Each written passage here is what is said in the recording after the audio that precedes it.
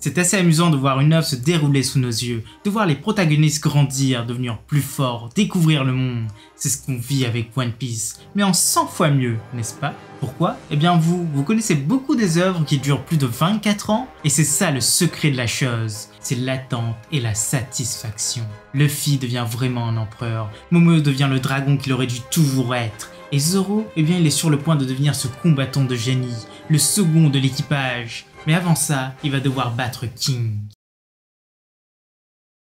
Hello les accros de One Piece, c'est Silver et Copper. Bienvenue sur Raftali, la chaîne dédiée à tout l'univers de One Piece. Le jeu concours vient de se terminer et les gagnants ont été tirés au sort. D'ailleurs, on les a déjà contactés hier.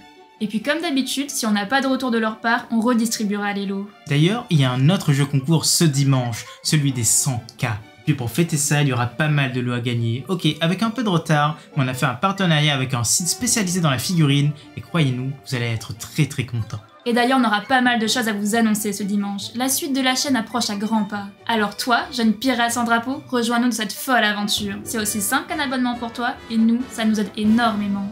Et place à la vidéo. Allez, c'est parti! Pour la page cover de cette semaine, on a le droit à une belle illustration de Roger demandée par Tomokiya. Il a demandé une image où Roger s'enfuyait en courant après avoir gribouillé sur un lion endormi. Franchement, ça rend super bien. Roger c'était un farceur, mais c'est bien lui le vrai roi. Plus que ce lion en tout cas. D'ailleurs, il s'en moque en écrivant Inu sur sa patte, ce qui veut dire chien. Un vrai farceur. Sans parler de ces deux énergumènes dans l'arbre qui se cachent. Ah franchement, qu'est-ce qu'on les aime! Première vraie page jusqu'à Anne, Perro est au sol, il vient de se faire avoir par la forme sous-longue de Neko, alors que Wanda et Carotte en pleurent de joie. Le Seigneur se demande ce qui se passe. Oui, il a gagné, mais le ciel s'est quand même fendu. Ce n'est pas un événement anodin, alors que les témoins directs de la scène, Momo et Yamato repensent au journal. Cet événement est décrit noir sur blanc. Le choc entre Roger et Barbe Blanche faisait le même effet. Le ciel s'inclinait pour offrir de la lumière aux deux souverains. Le choc a été si violent que le château commence à s'effondrer, alors que Kaido et Luffy se regardent dans les yeux. Observation numéro 1. Neko n'aurait-il pas de mémoire? Il avait pourtant bien vu l'affrontement Barbe Blanche Roger. Il avait vu que le ciel s'était fendu. Et pourtant, là, niet. Il ne réagit pas. Il ne se dit même pas que deux puissances s'affrontent. C'est vraiment étonnant. Hypothèse numéro 1. On peut éventuellement comprendre. Peut-être qu'il se dit que personne ne peut les égaler, donc que personne ne peut fendre les cieux. Observation numéro 2. Luffy est devenu un vrai empereur et Kaido le comprend très bien. D'ailleurs, on est certain qu'il adore ça. Yamato se tient la tête. Son combat contre son père ne l'a pas laissé indemne. Sa blessure à la tête saigne abondamment. Mais Luffy lui dit d'y aller, de donner un coup de main à ce serpent rampant. Momo s'énerve forcément, mais il doit l'admettre, il ne maîtrise pas encore l'art du vol. Mais le temps presse. Yamato s'élance et depuis la tête du dragon rose, il lance à Luffy qu'ils doivent se séparer. Mais c'est sans compter sur Kaido qui s'élance et essaye de l'avoir avant toute action des alliés. Le futur shogun pleure, Yamato part le coup, et Luffy saisit l'adversaire au cou, avec ses pieds. Oui, il n'y a plus de respect pour Kaido.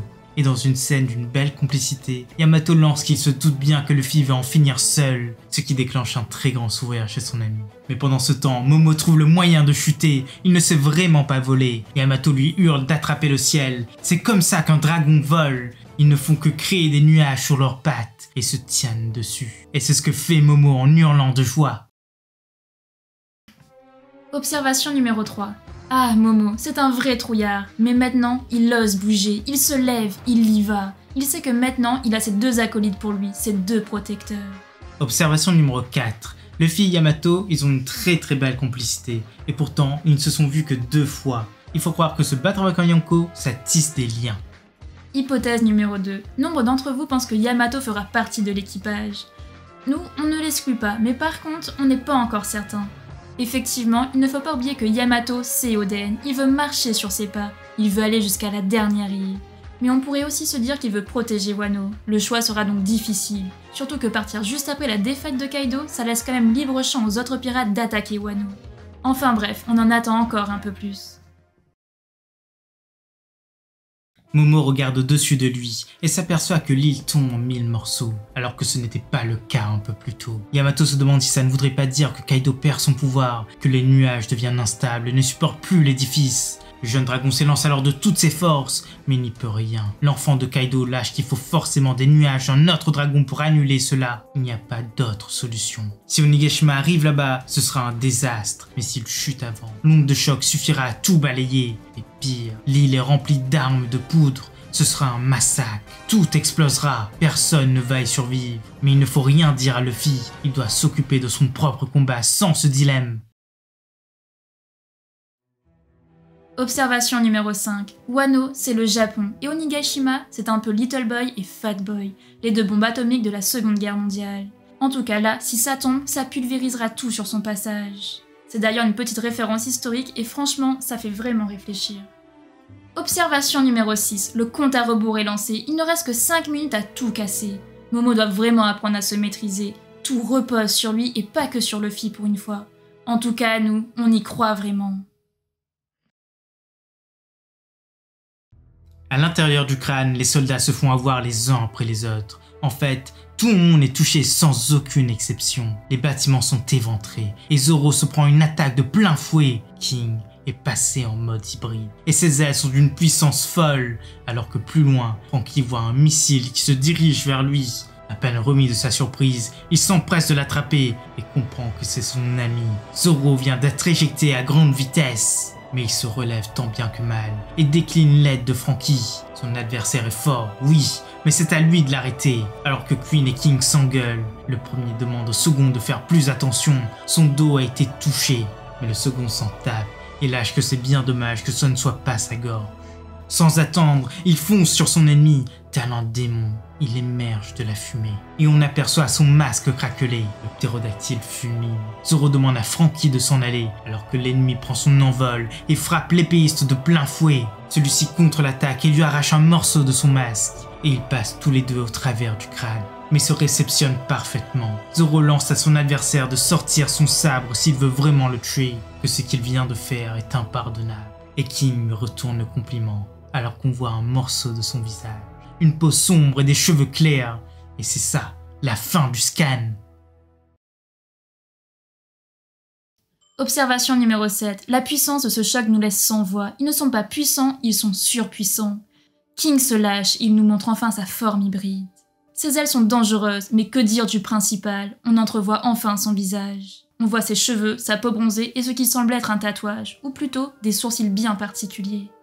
Hypothèse numéro 3, et si tous les Lunaria avaient cette marque distinctive, si tous leurs sourcils étaient différents, ça expliquerait pas mal de choses. N'oubliez pas, Judge a hybridé énormément d'espèces avec ses enfants, et si le Lunaria qu'il avait pris avait les sourcils en vrille, ça expliquerait pourquoi tous ses enfants sont comme ça, pourquoi Sanji l'est et pas ses parents.